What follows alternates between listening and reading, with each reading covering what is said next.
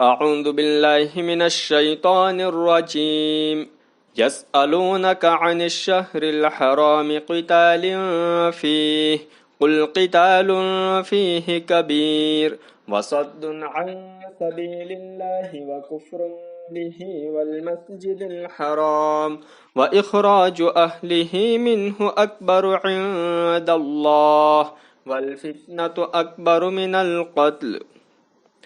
لوگ آپ سے حرام مہینوں میں جہاد کرنے کے بارے میں دریافت کرتے ہیں، آپ کہہ دے کہ اس میں جنگ کرنا بڑا گناہ ہے، اور اللہ کے راستے سے روکنا، اللہ کو نہ ماننا، مسجد حرام سے روکنا اور یہاں رہنے والوں کو یہاں سے نکال دینا اللہ کے نزدیک اس سے بھی بڑا گناہ ہے، اور فتنہ انگیزی قتل سے بھی بڑا جرم ہے۔ تشريح۔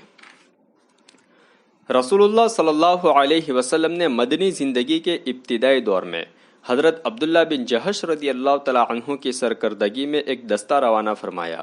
جمادی الاخری کے آخری دن اس کا مقابلہ مکہ کے ایک مشرک عمرو بن حضرمی سے ہو گیا، وہ مسلمانوں کے ہاتھوں مارا گیا۔ بات کو معلوم ہوا کہ جس دن قتل و قتال کا یہ واقعہ پیش آیا وہ پہلی رجب تھی، نہ کہ 30 جمادی الاخری یعنی حرام مہینہ شروع ہو چکا تھا۔ اس کو لے کر اہل مکہ نے مسلمانوں پر طنز و تعریض شروع کر دیا کہ مسلمان حرام مہینوں کا بھی احترام نہیں کرتے۔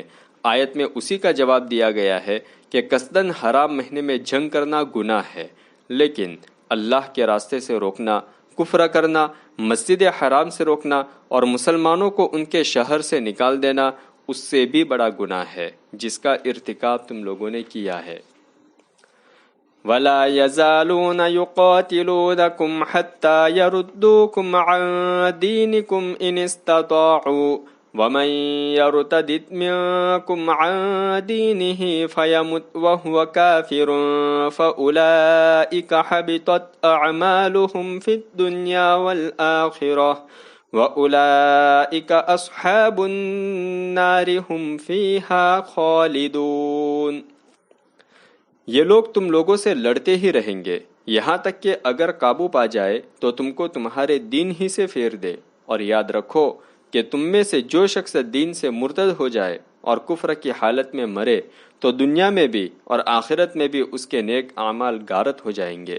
ایسے لوگ دوزخی ہے اور وہ ہمیشہ دوزخ ہی میں رہیں گے۔ تشریح۔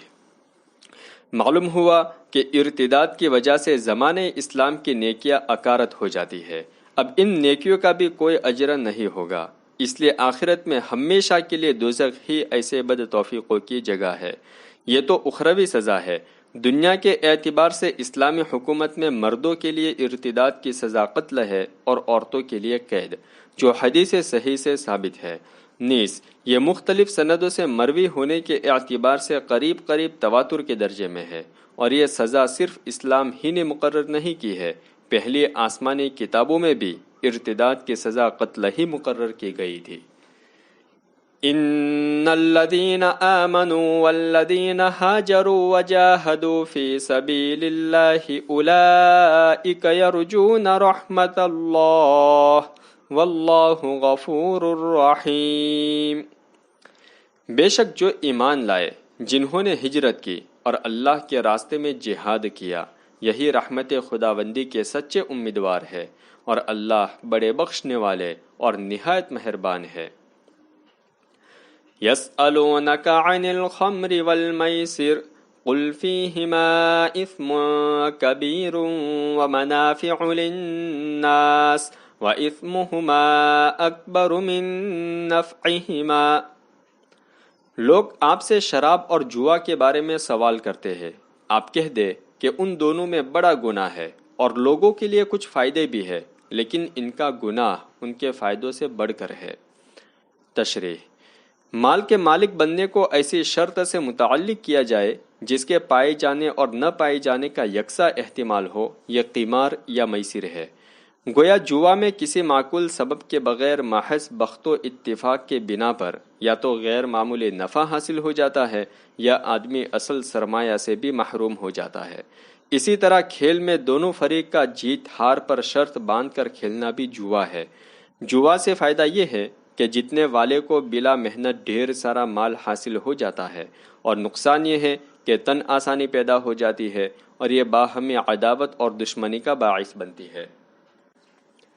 یہاں اگرچہ قرآن نے صراحتاً حرام نہیں کہا ہے، لیکن جو لفظ استعمال کیا ہے وہ حرام کے لفظ سے بھی زیادہ تاکیدی ہے۔ ایک تو اسم کہا جس کے معنی گناہ کے ہے، اور قرآن میں شرک تک کو اس لفظ سے تعبیر کیا گیا ہے۔ پھر اس کی صفت کبیر لائی گئی، یعنی بڑا گناہ، گویا یہ حرام چیزوں میں بھی شدید درجے کا حرام فعل ہے۔ آیت شریفہ سے ایک شرعی اصول معلوم ہوا کہ کسی شے کے حلال و حرام اور جائز و ناجائز ہونے میں اس بات کا اعتبار ہے کہ اس کے فوائد زیادہ ہے یا نقصانات، اور وہ زیادہ تر خیر اور نیکی کا ذریعہ بنتا ہے یا شر اور برائی کا۔ جس چیز کے فوائد زیادہ ہو شریعت نے ان کو حلال کیا ہے۔ تمام حلال غذاؤں کا یہی معاملہ ہے۔ یہ اور بات ہے کہ انسان کی بیماری اور کھانے میں بے اعتدالی کی وجہ سے نقصان دہ ہو جائے، اور جو چیز فی الجملہ مفید بھی ہو لیکن زیادہ نقصان دہ ہو وہ حرام ہے۔ جیسے خود شراب ہے کہ شراب میں وقتی لذت و سرور کا فائدہ موجود ہے، لیکن صحت جسمانی کے لحاظ سے بھی اور اخلاق کے لحاظ سے بھی نقصان زیادہ ہے۔ اسی طرح جو چیز زیادہ تر گناہ کی طرف لے جاتی ہو، خواہ اس سے بعض اخلاقی یا علمی فوائد بھی ہو، وہ بھی ناجائز ہے۔ وَيَسْأَلُونَكَ مَاذَا يُنْفِقُونَ قُلِ الْعَفْوَ كَذَلِكَ يُبَيِّنُ اللَّهُ لَكُمُ الْآيَاتِ لَعَلَّكُمْ تَتَفَكَّرُونَ فِي الدُّنْيَا وَالْآخِرَةِ۔ لوگ آپ سے پوچھتے ہیں کہ نیکی کے کاموں میں کتنا خرچ کرے۔ آپ فرما دے جو اپنے خرچ سے بچ رہے، اللہ تم پر کھول کھول کر احکام بیان کرتے ہیں تاکہ تم دنیا و آخرت کے بارے میں سوچ لیا کرو۔ تشريح۔ مفسرین نے عفو کے دو معنی بتایا ہے۔ ایک اتنا خرچ کرنا جو مشقت و دشواری کا باعث نہ ہو، ما لا یجہد۔ دوسرے جو مقدار حاجت سے زیادہ ہو، ما فضل عن قدر الحاجہ۔ حاصل دونوں کا ایک ہی ہے۔ البتہ مفسرین کے الفاظ کی رعایت کرتے ہوئے اردو ترجمہ کرنے والوں میں بعض نے جو آسان ہو سے ترجمہ کیا ہے اور بعض نے جو بچ رہے سے۔ وَيَسْأَلُونَكَ عَنِ الْيَتَامَى قُلْ إِصْلَاحٌ لَهُمْ خَيْرٌ وَإِن تُخَالِطُوهُمْ فَإِخْوَانُكُمْ وَاللَّهُ يَعْلَمُ الْمُفْسِدَ مِنَ الْمُصْلِحِ۔ اور یتیموں کے بارے میں بھی دریافت کرتے ہیں تو کہہ دیجئے کہ ان کی مصلحت کی رعایت کرنا بہتر ہے۔ اگر تم ان کو خرچ میں شامل رکھو تو وہ تمہارے دینی بھائی ہی ہے، اور اللہ یتیموں کے ساتھ خیر خواہی کا جذبہ اور بدخواہی کا ارادہ رکھنے والے سے واقف ہے۔ تشریح۔ سورہ نساء کی آیت نمبر 10 میں یتیموں کا مال کھا جانے والوں کے لیے سخت وعید آئی ہے۔ صحابہ جن کے رگ و ریشہ میں خدا کا خوف رچا بسا ہوا تھا، اس حکم سے لرز اٹھے اور یتیموں کا کھانے پکانے کا نظم بھی الگ کر دیا کہ اگر ساتھ ہی ان کا کھانا پکایا جائے تو کیا عجیب کہ کبھی 2-4 لقمہ ان کے حصے کا کھانے میں آ جائے۔ لیکن اس سے ایک تو دشواری بڑھ گئی کہ کھانا 2 بار پکانا پڑتا، دوسرے اس میں یتیموں کا بھی نقصان تھا کہ اجتماعی کھانے میں خرچ کم آتا اور کھانا ضائع نہیں ہوتا، اور الگ الگ کھانا پکے تو اخراجات بھی بڑھ جاتے ہیں، اور بچ رہے تو ضائع ہونے کا اندیشہ ہوتا ہے۔ اسی پس منظر میں صحابہ نے آپ صلی اللہ علیہ وسلم سے سوال کیا۔ اس کے جواب میں اللہ تعالیٰ نے ارشاد فرمایا کہ اصل مقصود یتیموں کے ساتھ خیر خواہی ہے۔ اگر ان کا بھلا ساتھ کھانے پکانے میں ہے تو ساتھ ہی کھانا پکانا رکھنے میں کچھ حرج نہیں۔ پھر اگر تم ان کا کھا لو اور وہ تمہارا کھا لے تو آخر تم ایک دوسرے کے دینی بھائی ہی تو ہو۔ وَلَوْ شَاءَ اللَّهُ لَأَعْنَتَكُمْ إِنَّ اللَّهَ عَزِيزٌ حَكِيمٌ۔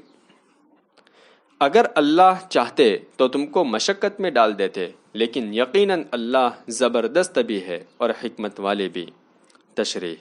یعنی کھانے پکانے کا الگ الگ انتظام ضروری قرار دے دیتے، مگر اللہ تعالیٰ نے ایسا نہیں کیا۔ صدق اللہ العظیم۔